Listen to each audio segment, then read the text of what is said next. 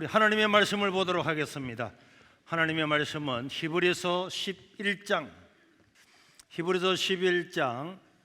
32절에서 34절까지 다 같이 읽도록 하겠습니다. 시작. 내가 무슨 말을 더하리요? 기드온, 바락, 삼손, 입다, 다윗 및 사무엘과 선지자들의 입을 말하려면 내게 시간이 부족하리로다. 그들은 믿음으로 나라들을 이기기도 하며 의를 행하기도 하며 약속을 받기도 하며 사자들의 입을 막기도 하며.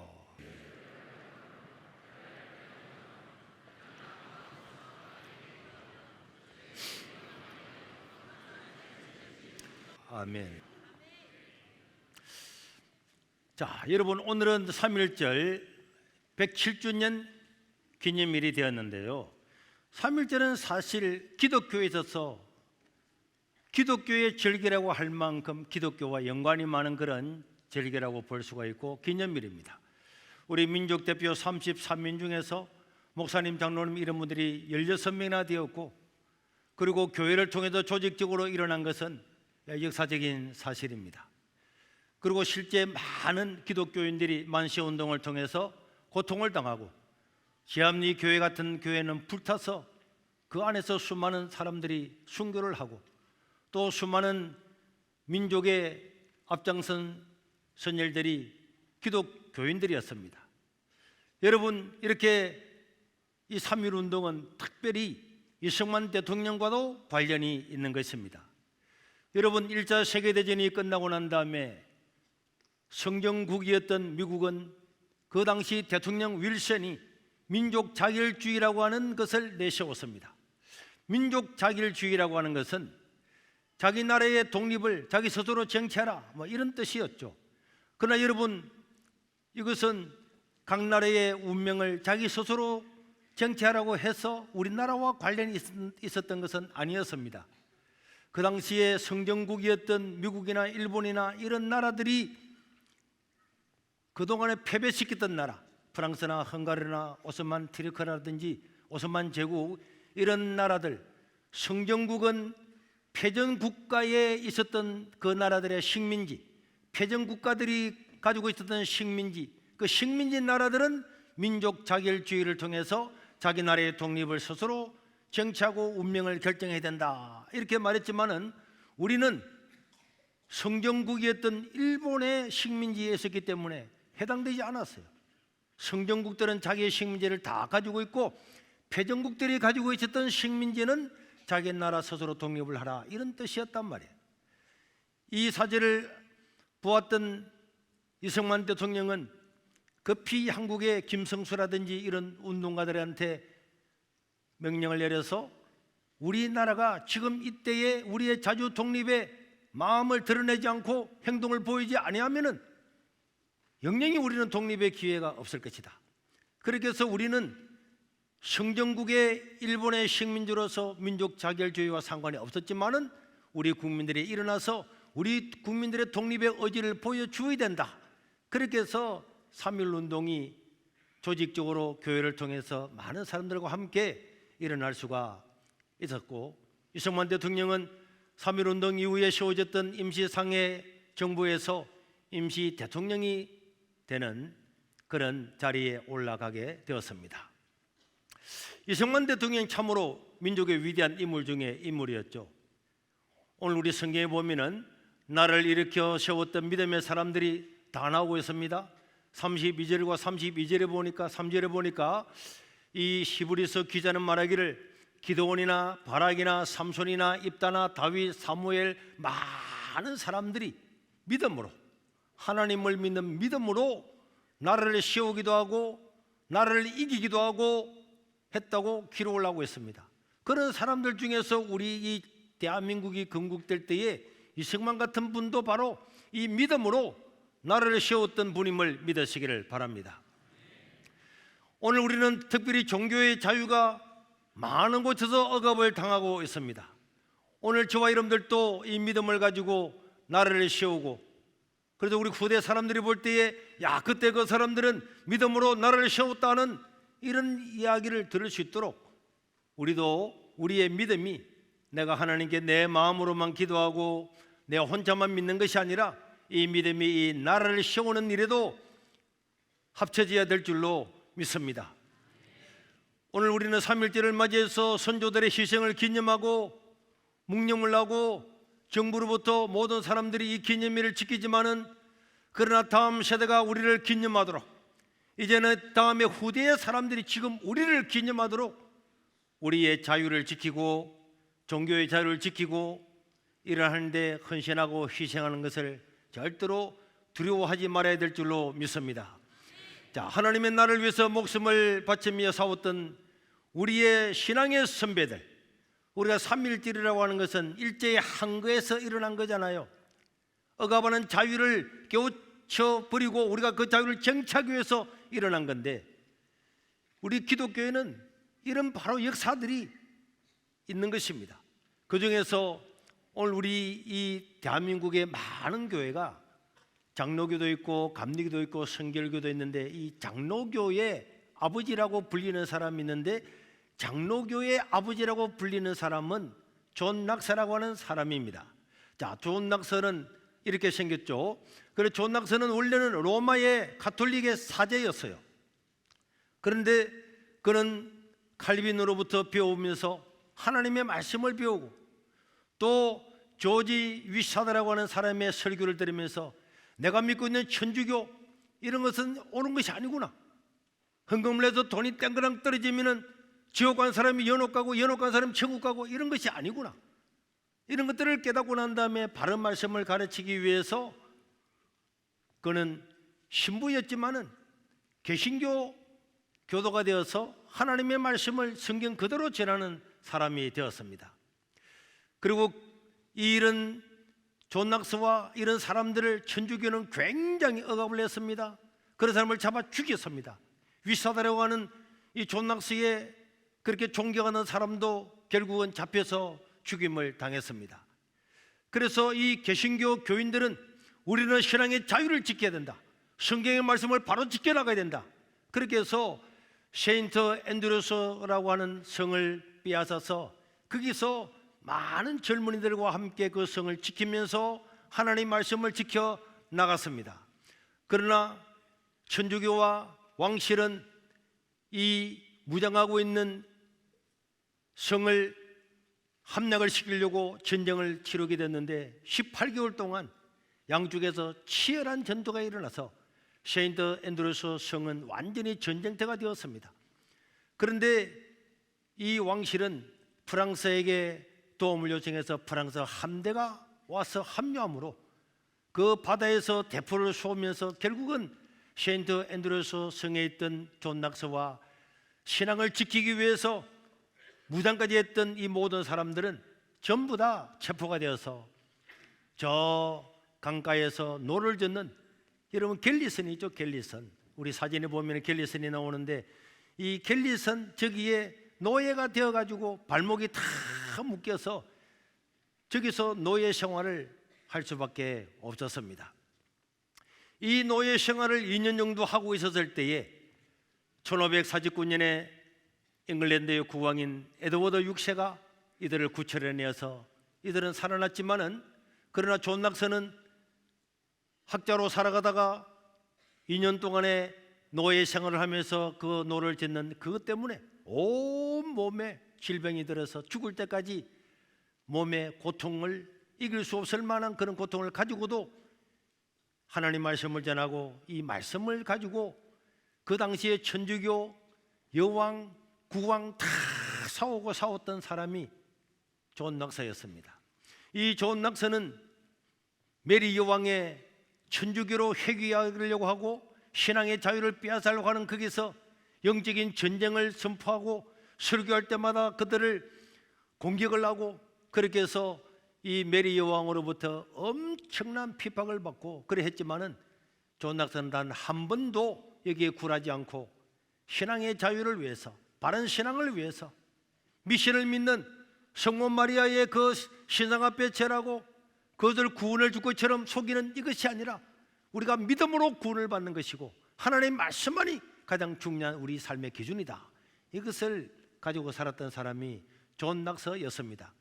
나중에 메리 여왕은 64년에 스페인 국왕과 결혼을 하면은 이 스코틀랜드도 전부 다 동시에 가톨릭으로 다 넘어갈 것처럼 되었기 때문에 메리 여왕에 대해서 적극적으로 반대하고, 자, 이런 낙서의 저항, 이런 낙서의 바른 말씀 안에 살겠다고 하는 성경만이 우리의 기준이다, 예수님을 믿음으로만 구원을 받는 것이다 하는 이런 것들을 지키기 위해서 일생을 여왕과 싸우고 전쟁까지 치르고 노예로 팔려가서 노예선에서 온몸이 부서지도록 살았던 사람이 존 낙서고, 이 존 낙서가 세웠던 것, 그게 바로 우리 장로교입니다.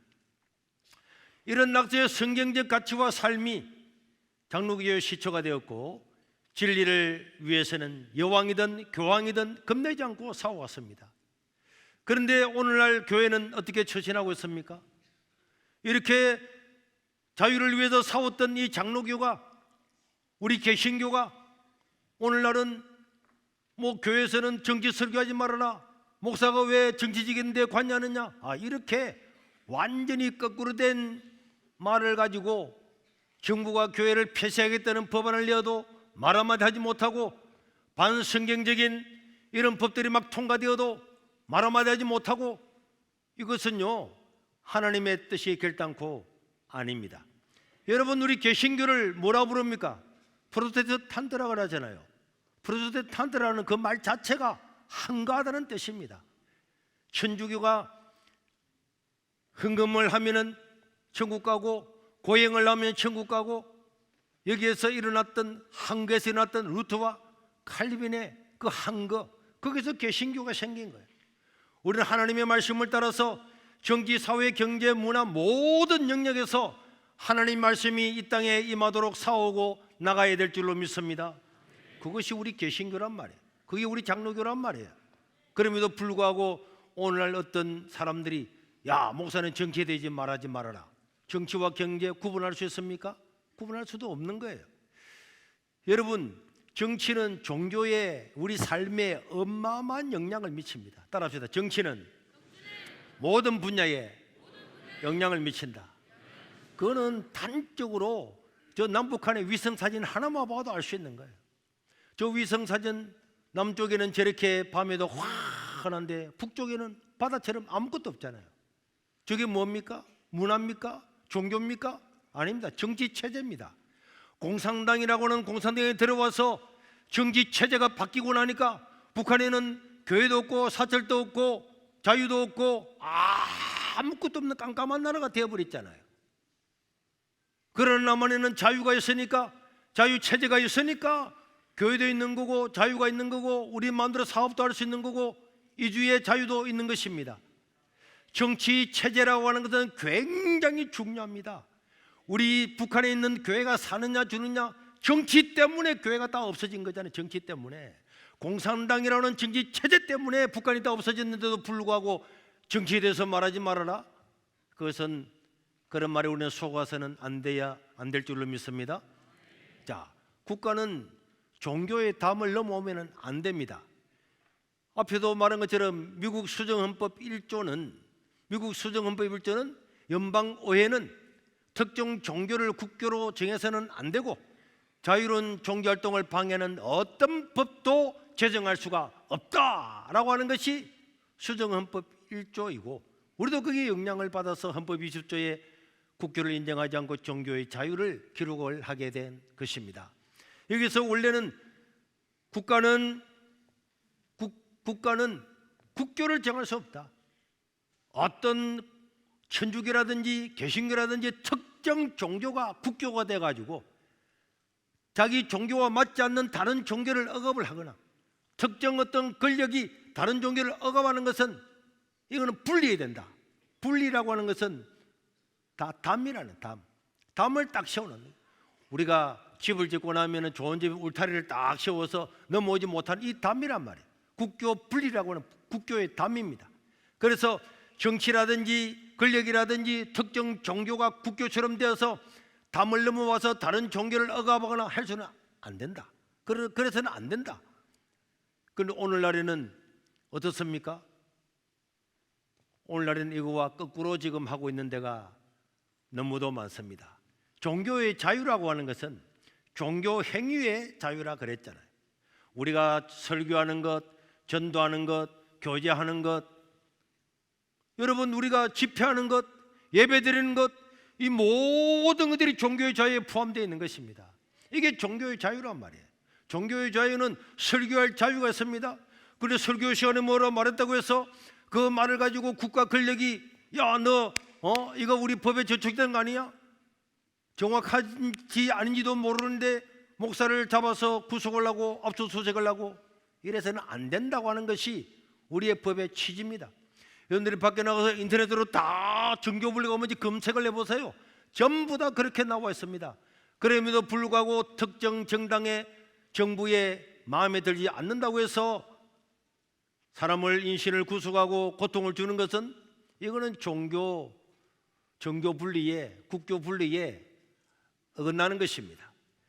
그런데 여러분 일제시대는 교회를 중심으로 해서 독립운동이 막 일어났잖아요. 그렇게 일본이 가만히 보니까 야, 이 교회는 조직적이죠. 교회는 또 연결이 다 되어 있죠. 그래서 일제는 이 원래 국교 분리, 국가가 종교에 관여해서는 안 된다라고 하는 이 분리를 거꾸로 해석해서 교회는 정치에 관여하지 말아라 이렇게 말을 거꾸로 했습니다. 그러니까 종교와 정치는 구분되니까 너가 종교는 절대로 국가가 무슨 말을 하든지 너를 관여하지 마라. 신자 참배를 섬기든 뭐라 하든 또 그리고 일본에서 시킨 대로 해야지. 너가 예배 드릴 때도 일본 천황한테 먼저 절하고 신사한테 절하고 해라. 이 종교와 반대되는 것을 자기들이 명령했습니다. 이건 안 되는 거죠. 그러면서도 정교분리라고 말하면서도 신사 참배하라고 자기들 자신들이 교회에 간섭을 했잖아요. 정교분리 자기들 말에 맞는 말이라도 정교분리라면은 자기들은 관여해서는 안 되는데도 자기들은 관여하고 교회는 관여하지 말아라. 이렇게 하면서 수많은 악법들을 만들어서 강제로 예배드리기 전에 신사 참배를 시키고 심지어 설교자는 설교자 자격증까지 발부를 했습니다. 제가 저것을 구글로 번역을 해서 그렇지 설교자 자격증이잖아요. 설교자 자격증까지 주어서 너희들 일제의 입맛에 맞는 말 하는 사람에게는 설교하고 그렇지 못한 사람은 설교도 못하도록 이렇게 말했습니다. 자신들이 말하는 정교 분리조차도 거꾸로 하고 있습니다. 여러분 우리 주기철 목사님은 우리 개신교에서 순교자로서 굉장히 존경을 하지만은 주기철 목사님은 신사 참배를 반대했습니다.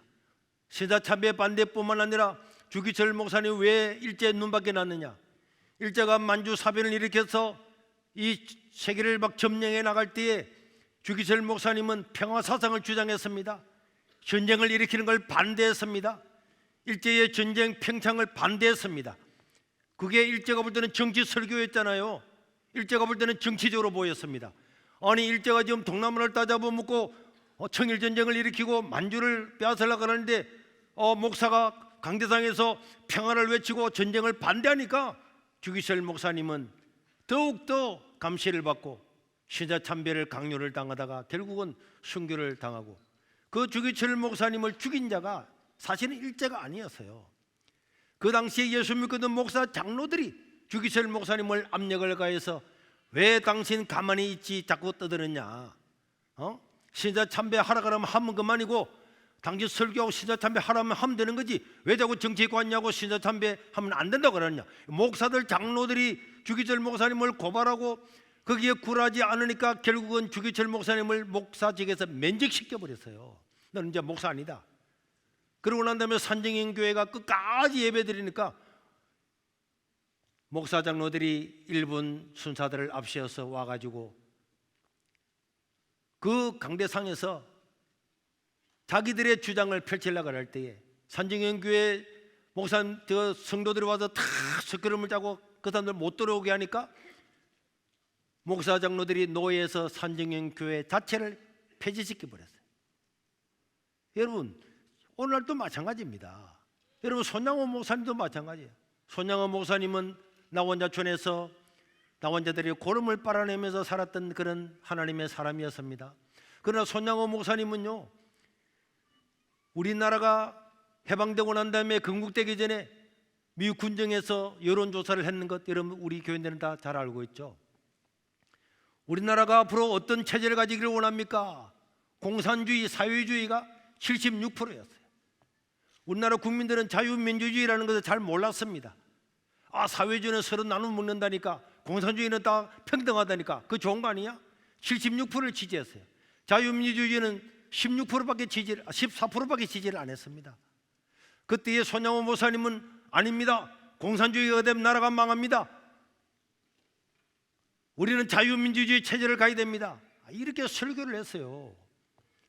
그것이 그 당시에 신탁 반탁으로 우리나라가 갈라져 있을 때에 그것이 공산당들이 볼 때는 저 손양호 저 목사 저거는 완전 눈에 갇히고, 손양호 목사님의 두 아들들은 신탁 통제를 반대했습니다. 그런 것들을 보면서 공산당들은 그 두 아들을 죽이고 손양호 목사님도 죽여서 순교자가 되었던 것입니다. 이렇게 우리는 하나님의 사람들, 우리가 기억하는 우리 대한민국의 가장 존경받는 주기철, 손양원 이런 목사님들은 그 당시에 신앙의 가치를 지키기 위해서, 자유를 지키고 평화를 지키기 위해서 설교하고 그것을 몸으로 행동으로 옮기다가 결국은 순교를 다 당하고 하나님 나라로 가게 된 것입니다.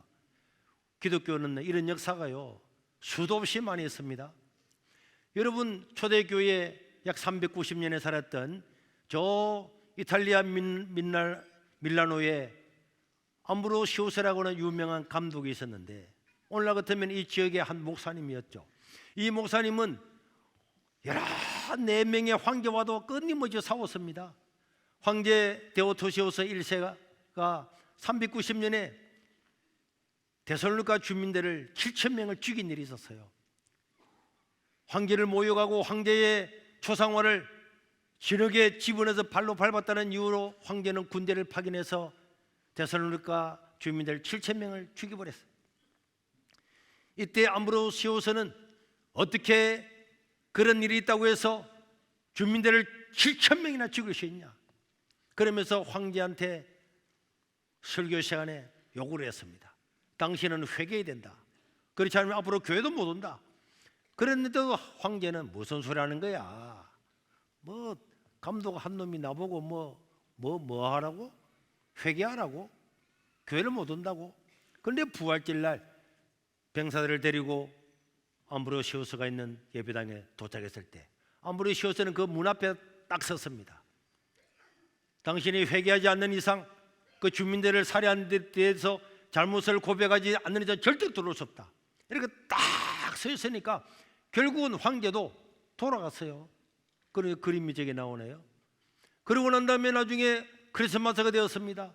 성탄절이 되니까 또 황제가 이제는 시간이 지나서 괜찮겠지 하고 또 군대를 데리고 또 크리스마스 성탄절에 예배드리러 왔을 때 암브로시오스가 또 막았습니다. 당신은 회개하지 않으면, 사과하지 않으면 절대로 들어올 수 없다. 그래서 8개월 만에 황제는 어쩔 수 없이 사과를 하게 됐는데, 그 사과하면서 요구를 했습니다. 황제라고 하는 근위가 있는 모든 그런 물품, 몸에 걸쳤던 모자부터 옷을 다 벗고 평민의 옷을 갈아입고 들어와서 사제 앞에 회개하라. 그렇게 해서 이 테오도시오스 1세는 그 일을 행함으로 그 다음에야 예배를 드릴 수가 있었고, 그 당시에 여러 종교를 섬기고 있었던 이 로마에서는 있을 수 없는 일이었어요. 그렇지만은 암브로시오스는 목숨을 걸고 하나님의 말씀과 생명 존중 사상을 나타낼 수가 있었던 것입니다. 여러분, 3.1운동 107주년을 맞이하면서 저는 우리 한국교회도 제가 묻고 싶은 거예요. 여러분 한번 대답해 보세요. 자유를 위해서 싸웠던 3.1운동 잘했습니까? 못했습니까? 잘했죠. 그 교회와 성도들은 잘했습니까? 못했습니까? 잘했습니다. 그러나 그 당시의 사람들은요, 그 사람들에게 엄청난 손가락질을 했습니다. 그냥 조용하게 그냥 신앙생활하고 찬송 하나 부르고 있을 것이지, 뭐 때문에 자유가 어떻고 우리 독립이 어떻고, 아니 일제시대에 있으면 어떻고 어디에 있으면 어떻고, 나라가 다 망했는데 해방이 되겠냐? 그런데 뭐 독립운동한다고 3.1운동한다고 만식운동한다고 왜 너희들 교회는 그러느냐, 내 성도들은 그러느냐 이래가지고 얼마나 많은 비난을 받았습니다. 그래서 그 당시에도 신사참배하고 일제의 앞잡이가 된 목사와 장로들이 일제가 시키는 대로 해야지 왜 교회가 정치에 관여하느냐 이래가지고 앞에 말했던 것처럼 주기철 목사님 이런 사람들이 다 목사 면직을 당하고 교회도 폐쇄를 당하고 말았습니다. 여러분, 3.1운동이 잘못되었고 그들의 순교가 결코 잘못된 것이 아닙니다. 잘못되었으면 기념일도 없겠죠. 그러나 지금 오늘날도 교회는 3.1절 기념예배를 다 드리면서도 지금 이 나라가, 이 정부가 교회를 억압하고 이런 바른 말을 하면 잡아가려고 하고 감옥에 집어넣고 하는데도 말하지 않고 오히려 우리를 비난하는 사람들이 있습니다. 나는 그 사람들한테 묻고 싶습니다. 묻고 싶어요. 네가 이완용이냐? 왜 우리를 비난하냐? 코로나 때도요, 문재인 정부 때 나는 그 이야기를 들었잖아요. 내가 여러분들이 수도 마치 말했고, 이 개신교 중에서 보수 기독교 교회를 10분의 1로 줄여버려야 됐다. 이런 걸 직접 들은 사람이 나한테 이야기 다 했어요. 그래서 우리는 이런 데 놀아나지 않으려고 코로나가 왔을 때도 우리가 예배를 드렸잖아요. 여러분, 여기 5,500명이 들어가는데 이게 5명 들어가라 그랬잖아요. 여기에 9명 들어가라 그랬잖아요. 19명 들어가라 그랬잖아요. 아니, 저 옆에 칼구주 집에도 몇십 명 들어가고 마트도 문을 열고 백화점도 문을 열고 공연장도 문을 열어 공연도 하고 지하철에는 하루에만 서울에만 720만 명이 차를 타고 다니는데 까딱없는데 이 넓은 예배당에 5명 모여서 예배드리라. 그걸 방송국 빼고 나면은 너 혼자밖에 없는데, 그런데 우리가 거기에 그렇습니까 하고 교회 문을 닫으면 되겠습니까? 이거는요, 교회를 없애려고 하는 저런 사악한 계획에도 우리가 반대를 해야 되지만은 과학적으로도 안 맞잖아요. 이 넓은 곳에 다 2m, 사방 2m로 해가지고 앉으면 된다고 공연장에는 다 해놓고 난 다음에 교회만 그래 하지 말아요. 그럼 우리는 사방 2m 재가지고 1,030명이 앉아서 예배를 계속 드렸잖아요. 그랬더니 정부에서 고발해가지고 우리가 코로나 시대에 얼마나 많은 고발을 당했느냐.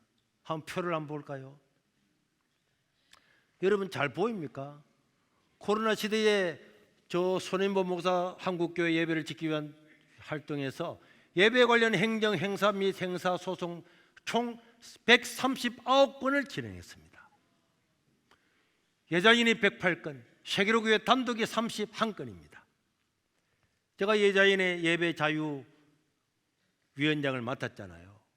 우리 하나만 39건의 재판을 하고 우리 예자인과 함께 제가 했던 이게 139건이었다니까. 여러분 139번까지 1심, 2심 대부분까지 가서 또 재판하고 이 재판을 이 정도로 하려고 하면은 경찰서에 몇 분 갔겠어요? 검찰 조사 몇 분 받았겠어요?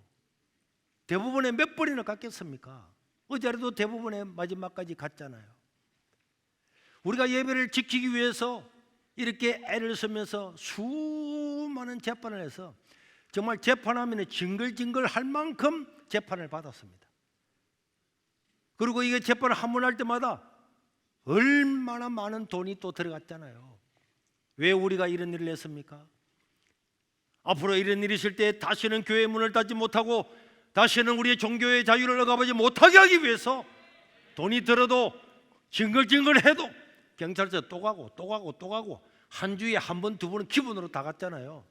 경찰서를 신방 갔다 생각하고 오늘 또 가고 내일 또 가고 매일 가서 지금까지 온 겁니다.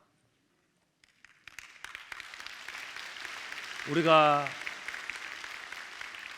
자유를 지키는 것은 그냥 지켜지는 게 아니란 말이에요. 일제시대에 주기철 목사님이나 손양호 목사님 이런 사람이 있었기 때문에 그거 함께 했던 수많은 그런 사람이 있었기 때문에 그래도 우리가 지금 종교의 자유를 누리고 여기에 지금 예배를 드리고 있는 거잖아요.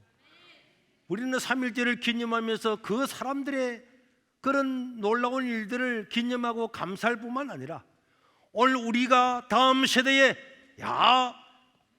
50년이 지나고 100년이 지나고 난 다음에 107주년이 지나고 난 다음에 옛날에 한 그때의 세계로 교회와 성도들은 종교의 자유를 위해서 이렇게 싸웠단다. 그들이 우리를 기념할 수 있도록 우리가 헌신하고 믿음으로 살아가고 하나님 나라를 위해서, 이 나라의 자유를 위해서 싸우러 가는데 두려워해서는 안 될 줄로 믿습니다. 일제에서 해방된 지 80년이 되었는데 이재명 대통령은 지난 1월달 신년 기자회견에서 종교 분리를 거꾸로 해석해서 일제 시대의 논리를 가지고 와서 내가 했던 설교를 꼭 집어가지고, 사실상 대통령이, 또 지금까지 없었던 강력한 대통령이, 말 한마디 하면 바로 실행하는 이 대통령이 기자회견에서 나를 지목을 해서 종교는 정치에 관여하지 말아라, 어기면은 수사도 할 수 있고 법도 만들어서 교회도 해산시킬 수도 있고, 뭐 종교 뭐 이런 해산 단체, 이런 단체들 뿌리를 뽑아버리겠다, 이런 말 했잖아요. 이야, 이재명 대통령이 뿌리를 뽑아버리겠다고 하는데 여러분, 뿌리가 어떻게 되겠습니까? 이거 저는 그것을 구치소에서 그 신년 기자회견을 보면서 저는 그런 생각을 했습니다. 수사를 하고, 여기 있는데 뭐 또 뭐 수사를 하지? 수사를 하고 법을 개정하겠다. 그러고 난 다음에 막 법이 올라왔잖아요. 이제는 법원의 압수수색도 없이 주무관청에서 비영리 단체, 교회는 다 비영리 단체 안에 들어있거든요.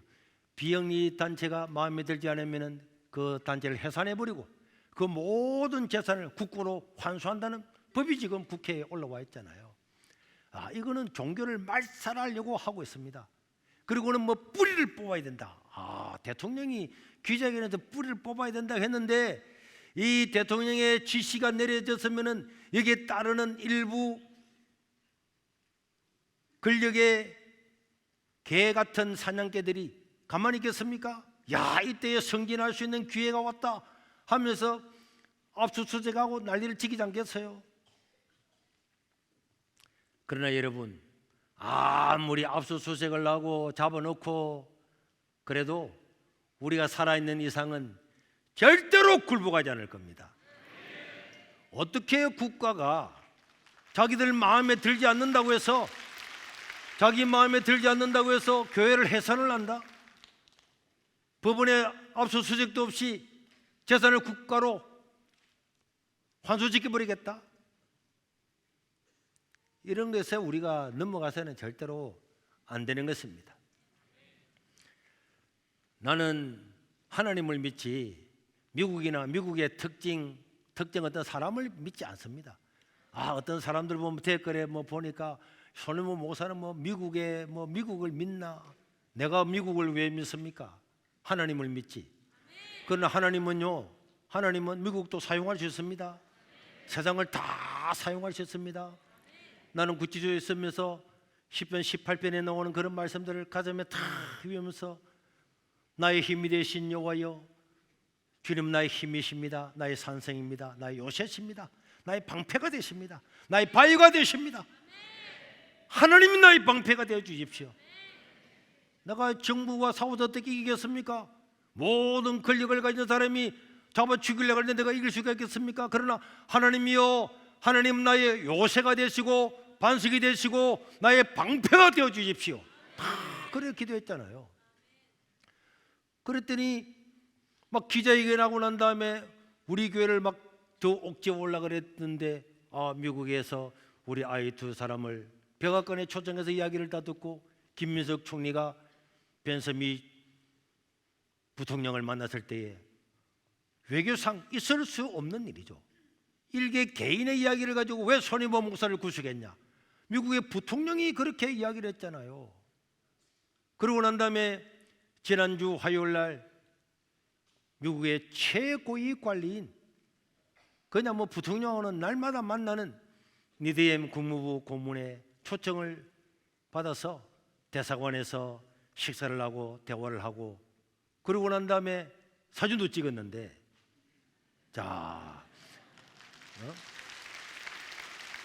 이 사진은 제가 처음으로 공개하는 거고, 통역자 한 사람만 데려오라 그래서 우리 막내 아들을 데려와서 통역을 하고, 그러고 났더니 그 다음에 막 언론에서 막 나왔잖아요. 막 그 조선일보고 동아일보고 중앙일보고 매일신문이고 뭐 세계일보까지 심지어 MBC까지 연합뉴스까지 한겨레까지 없는 모두 다 나왔잖아요. 저는 내가 신문사에 전화를 했습니까? 내가 뭐 니대임을 만나자고 했습니까? 내가 니대임 누군지 내가 어떻게 알면 모르지. 자기가 와서 오라고 같이 밥 먹자고 그래서 제가 간 거지. 뭐 언론에서 목사님이 그 사람과 만나자고 했습니까? 내가 그 사람 전화번호 어떻게 해서 내가 그 사람을 만나자 그래요.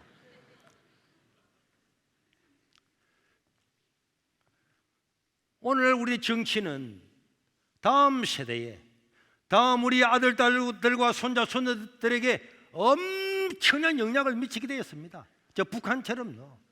저 평양의 동방의 예루살렘이라고 불렸던 저 북한이 공산주의가 되고 난 다음에 북한의 교회 하나도 없는 캄캄한 나라가 된 것과 마찬가지로 오늘 우리는 정치가 어떻게 되어가는가, 우리 자유가 지켜지는가, 여기에 마땅하게 관심을 가져야 될 줄로 믿습니다. 교육감 후보를 불러가지고 당신은 어떤 생각을 가지고 있습니까? 차별금지법에 대해서는 어떻게 생각합니까? 이거 물었다고 저를 잡아간 거 아닙니까? 내가 누구 찍으라 그랬습니까? 지금까지 부산시장도 내가 인터뷰했고 교육감도 인터뷰했고 다 해왔는데 아무 일이 없었는데 어떤 생각을 가지고 있습니까? 우리 유권자인데 어떤 생각을 가지고 있습니까? 그거 물었다고 선거법 위반이라고 사람을 잡아간 이런 나라가, 그때 우리가 아이고 죄송합니다 잘못했습니다 이래 말하면 되겠습니까? 택도 없는 소리지. 그래서 정치는 교회뿐만 아니라 우리의 다음 세대에 어마어마한 영향을 미치기 때문에 우리는 국가에서 시킨다고 아니라 이것이 성경에 옳은가 맞는가, 이 후보는 성경적인 그런 후보인가 당연히 판단이 될 줄로 믿습니다. 차별금지법을 가지고 성경을 무력화시키려고 하는데 자가가 어디 있고 우가 어디 있고 경상도가 어디 있고 전라도가 어디 있습니까? 하나님을 믿는 사람은 당연히 우리의 기준은 성경인 줄로 믿습니다. 그 말씀을 따라서 살아가야지.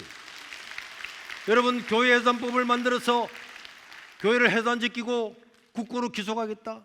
만약에 당신들 집을, 여러분들의 집을 국가의 그런 것도 없이 그냥 부동산을 관리하는 국토부가 여러분 재산은 오늘부터 없습니다. 국고로 기소합니다. 그 가만히 있겠어요? 그런데도 불구하고 입을 꼭 닫고 말 한마디 하지 않는 이런 기독교인이 있다면 이게 기독교인이라고 할 수가 있겠습니까? 마지막으로 우리 정치도 마찬가지입니다. 제가 뭐 설교사의 정치에 대해서 말할 이유는 없지만은 그래도 여러 군데 전화가 오니까 민주당에 대해서는 말할 가치가 없는 거예요. 가치. 뭐 민주당에서 사이비 종교를 척결하겠다고 하는데 저는 민주당은 우리나라 정당사에서 사이비 정당이라고 저는 그렇게 확신해요. 자기들 마음에 들지 않으면은 판사고 검사고 대법원장이고 막 물러가라 가라고 겁박하고 압박하고 공갈치고 법 만들어 버리고 막 이게 지금 정상입니까? 사이비 종교에 손대기 전에 사이비 정치 당부터 없애야 이 나라가 바로 될 겁니다. 그리고 여러분, 우리가 이 계엄 사태를 지나면서 저는 늘 처음부터 제가 조선일보나 중앙일보나 다 인터뷰에 다 실렸습니다. 쉐이브 코리아 처음 시작할 때부터 저는 윤석열 대통령이 계엄을 한 것 그거 할 수 있다고 생각해요. 또 국회가 탄핵을 할 수 있다고 생각해요. 박근혜 때도 그래 했잖아요.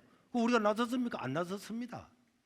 그런데 법에 따라서 계엄을 해서 잘못되었으면은 그 탄핵을 하면 되는 거지. 그런데 그 과정에서 누가 보더라도 안 되는 협박과 공갈과 불법을 가지고 자유가 무너지니까, 자유가 없어지면 교회가 없어지는 거잖아요. 북한을 봤잖아요. 그래서 이 자유를 지키라, 사법 절차를 지키라, 그래서 나선 겁니다.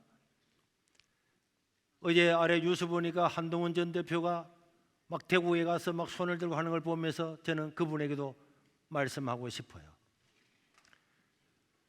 보수 국민들, 자기가 보수주의로 살겠다면은 대통령을 탄핵을 하라고 자기가 당선됐던 국회의원들을 동원해서 탄핵을 시켰으면은, 양심이 있으면은, 자기의 생각이 정말 옳았다고 할지라도 이 보수가 어려움을 당할 때 자기 양심에는 옳아서 탄핵을 찬성을 했다고 할지라도, 그럼에도 불구하고 여러분 내가 자수하겠습니다 하면서 지금 지방선거에 나오는 사람을 맨발로 가서라도 도와주고 그렇게 낮은 자세에 있어야 다음에 그 사람을 보면서 야, 저 사람은 자기의 양심 때문에 탄핵을 찬성을 했지만은 그래도 참 귀한 사람이구나, 이렇게 해야 보수가 살고 자기도 살지. 그런데 그런 말을 하지 않고 상처받은 사람들이 많이 있는데도 불구하고 자기가 나와서 지방선거에 나가겠다, 그거는요, 머리는 똑똑할지 모르지만 가슴이 없잖아요. 사람들이 마음을 안지를 못하잖아요. 그럼 자기가 살겠습니까? 배신자 낙인은 찍혀서 되겠습니까? 이것을 저는 잘라서 유튜브에 올릴 건데, 한동훈 대표는 나오면 안 되죠. 국민의힘에서 그걸 제명시켜도, 나는 내 양심껏 했다고 하면 제명시켜도 나를 도와주고, 나를 도움이 필요한 사람이면 언제든지 가서 내가 도와주겠다.